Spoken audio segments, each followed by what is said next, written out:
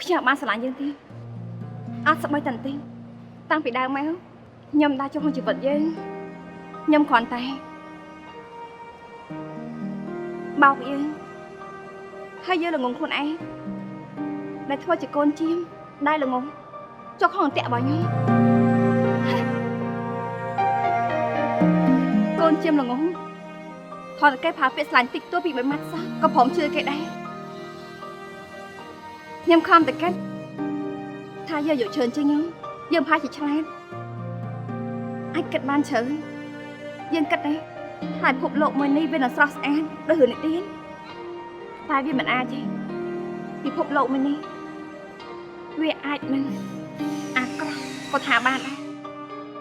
ហើយការពិតមួយទៀតខ្ញុំមិនដាច់ស្រឡាញ់យើងទេខ្ញុំបោកប្រាស់គ្រប់យ៉ាងហើយខ្ញុំក៏មិនចង់គិតថានៅស្រ័យគ្នាជាមួយយើងដែរ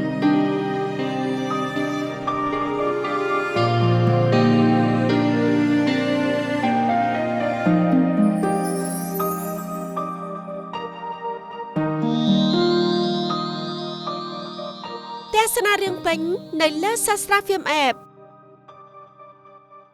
មានតែនៅលើ App Sastra Film តែមួយគត់